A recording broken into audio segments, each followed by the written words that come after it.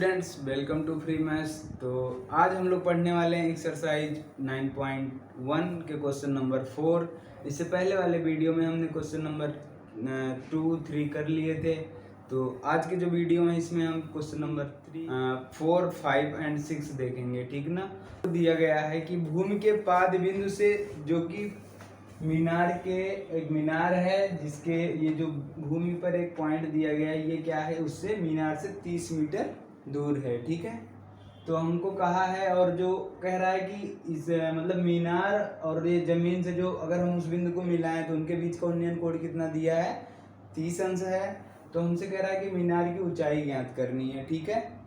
तो वीडियो थोड़ा सा रुक गया था किसी कारण से, इसलिए हमने क्वेश्चन हम कर लिए लेकिन आप लोगों को बता नहीं पाए, तो इसलिए दोबारा एक्सप्लेन कर रहे हैं, ठीक ना।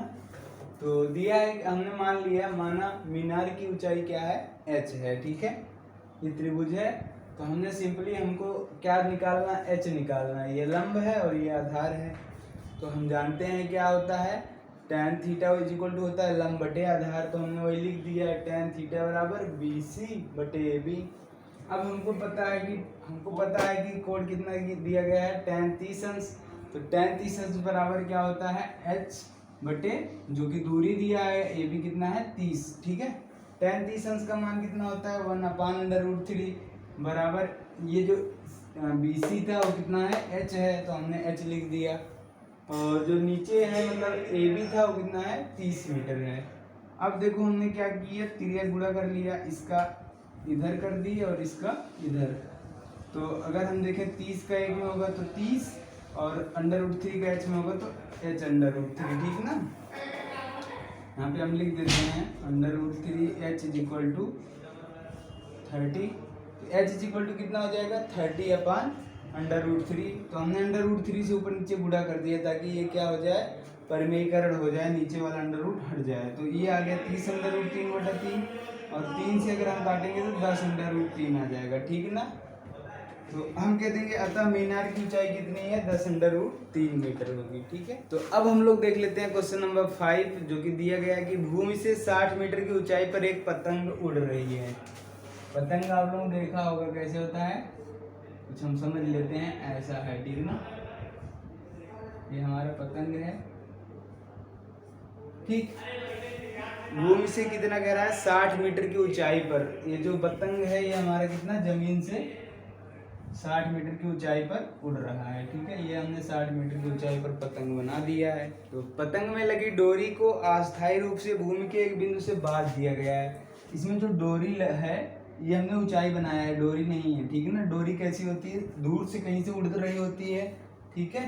तो ये जो डोरी है, ये मान लो डोरी है इसकी, ठीक है। भूमि की पतंग की जो डोरी है वो भूमि के बिंदु से बांध दिया गया है, किसी बिंदु से बांधा गया है, ठीक है। अब क्या कर रहा है, भूमि के साथ डोरी का झुकाव 60 अंश है।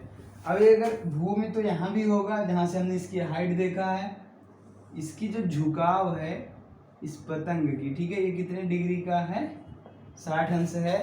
तो कह रहा है यह मानकर कि डोरी में कोई ढील नहीं है। ढील का मतलब आप लोग समझ रहे हैं, ढील का मतलब होता है कि एक डोरी जो होती है ऐसे गई होती है पतंग की ना।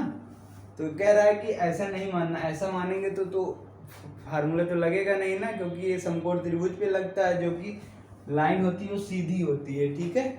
तो उसने कह दिया तुम ऐसा मान लो कि इसकी जो डोरी है वो एकदम स्ट्रेट है, ठीक है, ऐसा नहीं है कि झुक के गई हुई है, कर्व के जैसा नहीं है, ठीक ना। तो कह रहा है, हमसे पूछ क्या रहा है, तो डोरी की लंबाई ज्ञात कीजिए। हमसे कह रहा है कि इस डोरी की, ये डोरी है, इसकी लंबाई हमको बतानी है, ठीक है। तो एकदम सिंपल है, देखो हमको दिया क्या गया है, कोण दिया गया और लंब दिया गया, हमसे कर्ण पूछ रहा है, तो कौन सा फार्मूला लगेगा, साइन थीटा का, ठीक ना। तो हम यहाँ पे भी नाम दे देते हैं इसका। सर कहते सर हमेशा ऐसा देते हैं नाम, तो इसको कुछ अलग दे देते हैं, इसमें हम PQR लिख दे रहे हैं, ठीक है ना। तो लिख देते हैं समकोण त्रिभुज PQR में, ठीक है। PQR में हमको क्या पता है कि अगर हम यहाँ से कौन सा लें, साइन कॉस टेन, ठीक है, कमेंट करके बताइएगा। तो यहाँ पे हम लेंगे क्या, साइन लेंगे ना। साइन क्यों ले रहे हैं, क्योंकि हमको कर्ण निकालना है, हमको लंब दिया गया, जो भी दो चीजें मतलब एक चीज़ तो दिया गया होता है और एक चीज़ हमको बताना होता है। तो जो बताना होता है और जो दिया है उनके बीच में कौन सा रिलेशन हो रहा है वो हम देख के ये डिसाइड करते हैं कि साइन रहेगा, कॉस रहेगा, टेन रहेगा, ठीक ना। तो sine theta is equal to क्या होगा, लंब बटे कड़, तो 60 हो जाएगा, मतलब आर क्यू अपान कड़ कितना हो जाएगा, डोरी की लंबाई पी आर, ठीक है। यहाँ एक लाइन ऊपर लिख लीजिएगा, माना डोरी की लंबाई कितनी है, लंबाई पी आर है, ठीक है। यहाँ पे भी हमने पी आर मान लिया है, ठीक है, या ऐसे लिख दो बराबर पी आर। अब देखो क्या करेंगे हम लोग, हम यहाँ आर क्यू और पी आर जो भी दिया है ये क्यू आर है, ठीक है ना। क्यू आर मतलब ये आर क्यू लिखो, उससे कोई दिक्कत नहीं है। तो साइन 60 अंश का मान कितना होता है, √3/2। क्यू आर कितना होता है, देखो क्यू आर कितना दिया गया है 60, और ये पी क्यू हम ऐसे ही कड़ लिखना है, पी आर हम ऐसे ही नोट कर देते हैं, ठीक है। अब देखो क्या करेंगे, यहाँ पे भी तिरक गुणा कर लेंगे, तो पी आर बराबर 60 का 2 में होगा तो 120, पी आर बराबर क्या हो जाएगा 120 बटे √3, फिर आ गया √3, तो हम इसको हटाने के लिए क्या करेंगे, ऊपर नीचे गुणा कर देंगे, ठीक ना।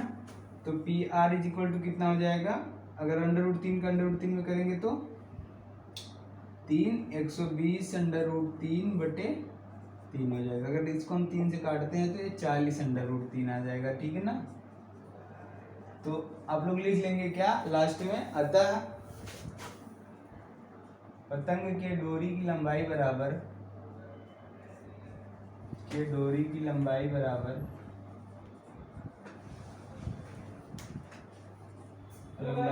कितना हो जाएगा 40 √3 मीटर, ठीक है। तो ये हमारा आंसर हो गया। तो इसके बाद हम कौन सा देखेंगे, इसके बाद हम देख लेते हैं क्वेश्चन नंबर 7वां क्या दिया गया है, ठीक है। ये हमारा क्वेश्चन नंबर 5 था और ये हमारा क्वेश्चन नंबर 4 था, ठीक है।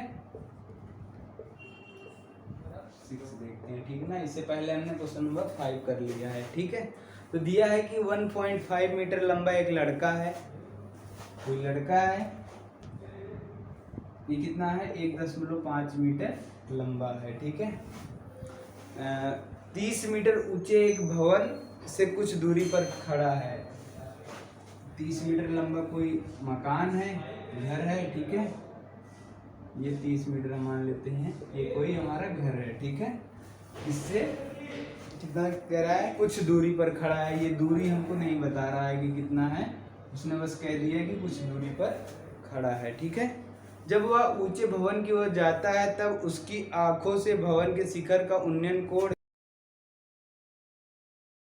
है, मतलब जो देखता है भवन को, तो इसके आगे का जो उन्नयन कोण है वो कितना हो जा रहा है 30 अंश से 60 अंश हो जाता है, ठीक है। तो अभी पहले कितना है, मान लो फिर कुछ देर चला इसने, यहाँ पहुंच गया, ठीक है। तो कह रहा है कि अभी जो पहली बार उसने जब था वहाँ पे तब कितना था 30 अंश था, जब वहाँ से कुछ दूर चला तो उसके बाद उसकी आंखों का जो उन्नयन कोण है वो कितना हो गया 60 अंश। हमने कल एक क्वेश्चन में भी समझाया था कि कैसे कोण बढ़ते हैं, जितना पास आओगे उतना कोण बढ़ेगा और जितनी दूर जाओगे उतना जो उनके बीच का उन्नयन कोण होता है वो क्या होता है, कम होता है, क्योंकि ऐसे सपाट हो जाएंगी चीजें ना। तो बताइए कि वह भवन से और कितनी दूरी तक चल कर गया, ठीक है। मतलब भवन की ओर वो कितनी दूरी चला है ये हमको बताना है, ठीक है। ये दूरी चला है, पहले यहाँ था, यहाँ से इतना चला है, ठीक है। ये थोड़ा सा ट्रिकी है, समझ लो, थोड़ा सा अलग टाइप का है और इसलिए थोड़ा सा अच्छा भी है ना, हम कहेंगे, ठीक है। तो आप इसको इम्पोर्टेंट में भी लिख लीजिएगा कि ये इम्पोर्टेंट क्वेश्चन में है, ठीक है। तो हम लोग देख रहे थे कि ये जो लड़का है क्या है, यहाँ से इतनी दूर चला, तो ये बतानी है कि कितनी दूरी ये चला है, अभी भवन से कितना दूर गया है, ठीक है। भवन की ओर कितनी दूर तक चल कर गया ये हमको बताना है। तो उसके लिए हम क्या करते हैं, सबसे पहले आप सब कुछ लिख देते हैं, इसका नाम लिख देते हैं, ठीक है। हमने ए बी लिख दिया, सी, इसको डी, इसको मान लो ई मान लिया, इसको मान लिया, कुछ भी लिख लो, ठीक है। वो आप पे निर्भर करता है कि क्या लिखना चाहते हैं। तो अब जो चीज़ें हैं वो हम देखेंगे, जैसे कि क्या दिया गया है। देखो इनके पूरी दूरी कितनी है ये हमको नहीं पता है, लेकिन हमको ये दिया है कि ये कितना है, ये 1.5 मीटर है, ठीक है। और ये जो पूरी दूरी है कितनी है, क्योंकि लड़का तो यहाँ है ना, ये तो हम तो इससे रिलेटेड चीज़ें निकाल रहे हैं, ठीक है। तो ये पूरी दूरी 30 है और ये 1.5 है, तो ऊपर वाला दूरी कितना होगा बताओ, 30 माइनस 1.5। तो 30 माइनस 1.5 अगर हम करेंगे तो कितना आ जाएगा, देखो 5 और 29 में से एक जाएगा तो 28 आ जाएगा, ठीक है। तो अगर हम इस AC की बात करें तो ये कितना आ जाएगा, 28.5, ठीक है। ये इतना दिया गया, कितना 28.5। तो अब क्या करेंगे हमको देखो जो भी दिया गया हम इनसे अब क्या करेंगे, ये दिया है, कोड दिया है, तो उससे हम ये निकाल सकते हैं कि ये पूरी दूरी कितनी है, ठीक है। यहाँ से तो ये इतनी कर लेंगे, या अगर हम ये वाला त्रिभुज लेंगे वहां से ये दूरी पता चल जाएगी, और जब ये पूरी दूरी में से ये वाली दूरी हम निकाल लेंगे तो क्या हो जाएगा, हमको मिल जाएगा इससे कितना दूर चला है, ठीक है। इसको हम G मान लेते हैं, ठीक है। तो सबसे पहले हम क्या करेंगे, सबसे पहले हम एक त्रिभुज ले लेते हैं ACG, त्रिभुज ACG में समकोण त्रिभुज, ठीक है। तो क्या हो जाएगा, देखो समकोण त्रिभुज में हम कह देंगे कि क्या चाहिए हमको, देखो आधार चाहिए और लंब दिया गया है, तो हम tan थीटा बराबर लेंगे tan 60 अंश बराबर कितना हो जाएगा, लंब मतलब 30 नहीं, ये जो मिला है ना इतनी चाहिए, AC चाहिए बस, तो 28.5 बटे आधार कितना हो जाएगा, GC हम यहाँ से निकाल लेंगे। tan 60 अंश का मान √3 होता है, और GC इधर ले आएंगे तो क्या हो जाएगा, गुणा हो जाएगा, ठीक है, बराबर 28.5। तो GC बराबर कितना हो जाएगा, 28.5 बटे √3। यहाँ से तो एक चीज़ हमको पता चल गया, ये GC कितना है। अब हमको जो पूरी दूरी है उसको निकालना होगा ABC में, ठीक है। तो अब हम लोग देख लेते हैं समकोण त्रिभुज ABC में, समकोण त्रिभुज ABC में हमको क्या पता है, हमको ये पता है कि देखो यहाँ पे भी हमको ABC निकालना है, और ये हमको ऊपर वाला पता है और एक कोड पता है। तो tan 30 अंश बराबर क्या होगा, AC बटे कितना, BC। tan 30 अंश का मान क्या होता है, 1 बटे √3। AC कितना है, 28.5 है ना, ये इतनी, तो 28.5 बटे BC। अगर हम तिर्यक गुणा कर लें तो BC बराबर √3 कैसे होगा, तो 28.5 √3, ठीक है। ये हमको BC मिल गया, ये हमको GC मिल गया। अब BC पूरा है, GC ये है, या BC किसके बराबर है, अच्छा बताओ।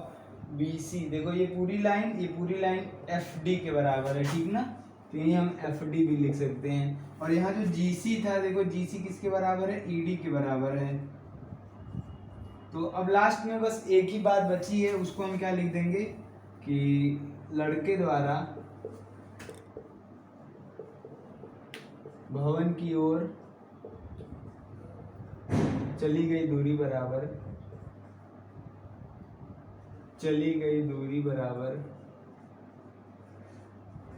क्या हो जाएगा, देखो जो भवन की ओर चली गई दूरी कैसे निकाल सकते हैं, हमको पूरा पता है और ये भी छोटा वाला पता है, लेकिन ये नहीं पता है, तो पूरे में से इधर वाला निकाल देंगे तो ये वाला हमको मिल जाएगा, ठीक है। तो क्या हो जाएगा, FD माइनस ED, कोई दिक्कत, FD बराबर कितना माने, x माने हैं, बराबर FD माइनस ED लिख सकते हैं। चूंकि FD किसके बराबर है, देखो इसके बराबर है BC के, जो कि कितना है 28.5 माइनस ED किसके बराबर है, GC की, जो कि GC किसके बराबर है 28.5 बटे √3। तो यहाँ पे हम इसको लिख लेते हैं 0.5 बटे √।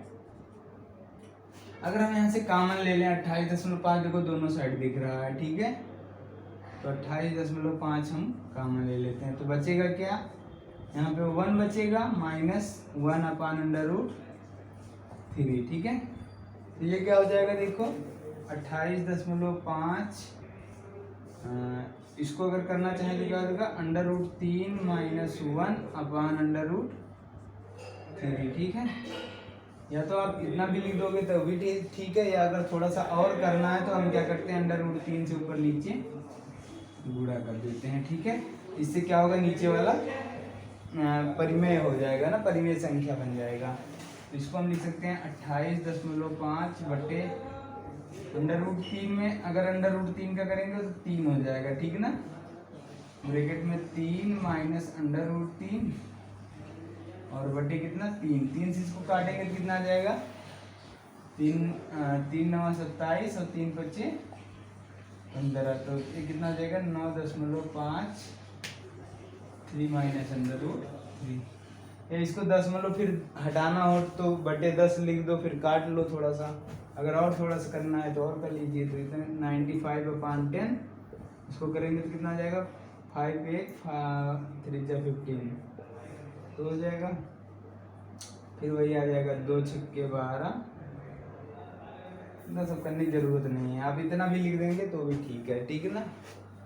तो मिलते हैं अब नेक्स्ट वीडियो में, जिसमें कि हम कुछ इसके आगे वाले क्वेश्चंस करेंगे, ठीक ना। तो अगर आप चैनल पर नए हैं तो जल्दी सब्सक्राइब कर लीजिए, और डिस्क्रिप्शन में टेलीग्राम ग्रुप का भी लिंक दिया गया है, आप उसे भी ज्वाइन कर लीजिए ताकि आप अपने डाउट पूछ सकें हमसे, ठीक है। तो थैंक्स फॉर वॉचिंग।